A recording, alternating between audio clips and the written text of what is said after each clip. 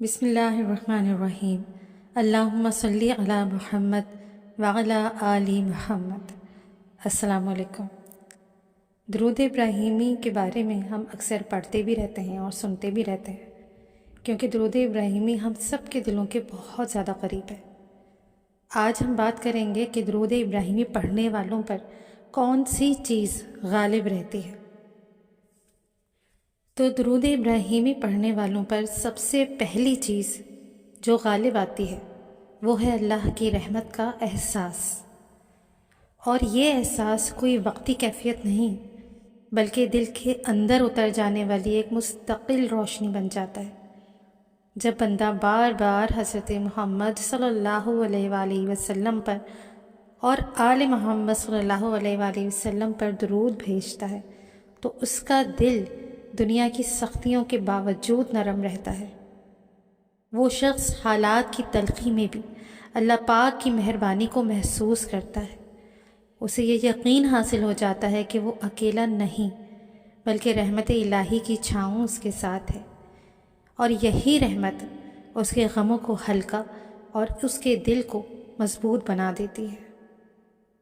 درود ابراہیمی کی کثرت کرنے والوں پر سکون قلب غالب رہتا ہے، اور یہ سکون کوئی عام سکون نہیں ہوتا جو وقتی خوشی یا کسی دنیاوی کامیابی سے ملتا ہے، بلکہ یہ تو ایسا سکون ہوتا ہے جو مصیبت میں بھی ساتھ نہیں چھوڑتا۔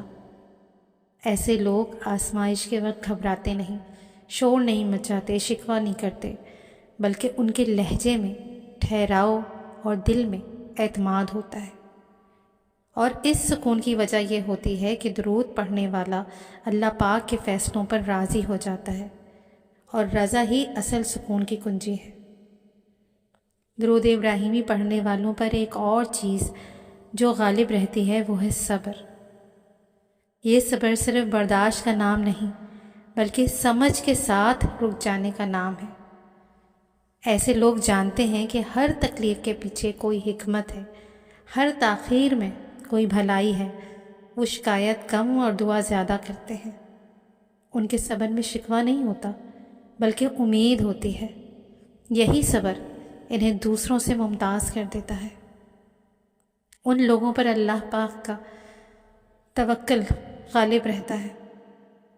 وہ اسباب کو اختیار ضرور کرتے ہیں لیکن دل کا بھروسہ تو صرف اللہ پر رکھتے ہیں۔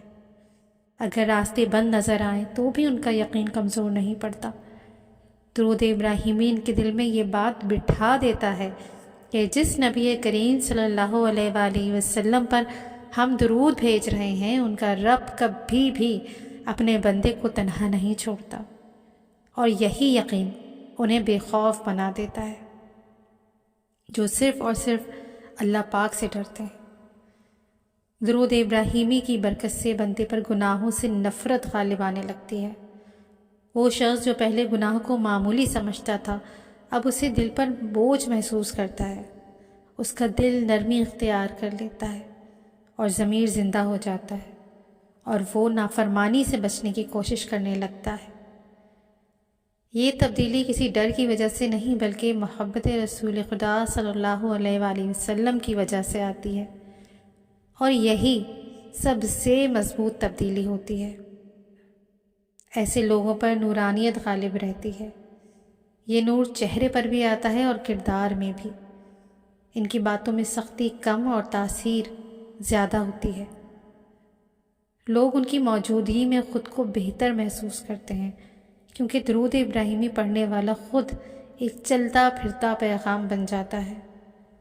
اس کا اخلاق، اس کی خاموشی، اس کی دعا، سب میں نور شامل ہوتا ہے۔ درود ابراہیمی پڑھنے والوں پر دل کی صفائی غالب رہتی ہے۔ کینہ، حسد، بغض اور انتقام جیسے جذبات آہستہ آہستہ کم ہونے لگتے ہیں۔ وہ دوسروں کی کامیابی سے جلنے کے بجائے دعا دینے لگتے ہیں اور ان کا دل وسیع ہو جاتا ہے، اور یہی وسعت اصل روحانی دولت ہے۔ صاف دل والا انسان ہی حقیقی خوشی پا سکتا ہے۔ ان پر مشکلات میں راستہ نکلنے کا یقین غالب رہتا ہے۔ وہ جانتے ہیں کہ درود کبھی غرائے گا نہیں جاتا، اگر فوری حل نہ بھی نظر آئے تو وہ مایوس نہیں ہوتے، وہ کہتے ہیں اللہ بہتر جانتا ہے اور وہ وہی بہتر کرے گا، بلکہ بہترین کرے گا۔ یہی سوچ ان کے لیے دروازے کھول دیتی ہے، چاہے وہ دروازے نظر نہ آ رہے ہوں۔ درود ابراہیمی پڑھنے والوں پر محبت رسول خدا صلی اللہ علیہ وآلہ وسلم غالب رہتی ہے، اور یہی محبت تمام نیکیوں کی جڑ ہے۔ یہ محبت انہیں جھوٹ سے روکتی ہے، ظلم سے بچاتی ہے اور عاجزی سکھاتی ہے۔ وہ کوشش کرتے ہیں کہ ان کا طرز زندگی نبی کریم صلی اللہ علیہ وآلہ وسلم کی سنت کے قریب ہو جائے، اور یہی کوشش اللہ پاک کے ہاں مقبول بن جاتی ہے۔ ایسے لوگوں پر دعاؤں کی قبولیت کا یقین غالب رہتا ہے۔ وہ جانتے ہیں کہ درود دل کا دعا کا دروازہ کھول دیتا ہے، اس لیے وہ دعا سے پہلے بھی درود پڑھتے ہیں اور بعد میں بھی۔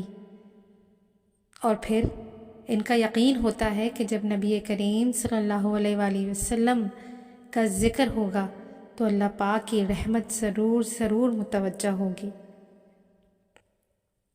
اور یہی یقین ان کی دعا میں جان ڈال دیتا ہے۔ آخر میں درود ابراہیمی پڑھنے والوں پر سب سے بڑی چیز جو غالب رہتی ہے وہ ہے اللہ پاک سے تعلق، اور یہ تعلق آپ سب جانتے ہیں کہ لفظوں کا نہیں بلکہ دلوں کا ہوتا ہے۔ جب دل اللہ سے جڑ جائے تو دنیا کی کوئی طاقت اسے توڑ نہیں سکتی۔ یہی درود ابراہیمی کا اصل کمال ہے کہ وہ بندے کو بندگی کے اعلیٰ مقام تک لے جاتا ہے، جہاں خوف کم اور یقین زیادہ ہوتا ہے، جہاں شکوہ ختم اور شکر شروع ہو جاتا ہے۔ اسی لیے تمام صیغوں کے ساتھ درود ابراہیمی پوری امت محمدیہ صلی اللہ علیہ وآلہ وسلم کے تمام مسلمانوں کے دل سے بھی اور روح سے بھی قریب تر ہے۔ ہم سب یہ چاہتے ہیں کہ اپنی صیغوں کے ساتھ کم سے کم ایک تسبیح درود ابراہیمی کی ضرور پڑھیں، اور کثرت ہو جائے، اللہ پاک اس میں برکت دے دے تو پھر کیا ہی کہنے۔ بس تو درود پاک پڑھتے رہیے اور درود پاک پڑھنے کی دعوت دیتے رہیے۔ کیا پتہ ہماری عبادتیں، ہمارے جو بھی اچھے کام ہیں، جو بھی نیکیاں ہیں، اس سے سب سے بھاری یہ درود پاک کا پلڑا ہو جائے، کیونکہ درود پاک جب ہم پڑھتے ہیں نا تو یہ تو ایک دعا ہے جو ہم نبی پاک صلی اللہ علیہ وآلہ وسلم کے لیے کرتے ہیں کہ اللہ نبی پاک صلی اللہ علیہ وآلہ وسلم پر رحمت بھیج، درود و سلام بھیج اپنی شان کے مطابق۔ تو بس پھر کیا ہی کہنا، ہماری قسمت تو سنور ہی گئی ہے جب سے ہم نے درود شریف پڑھنا شروع کیا ہے۔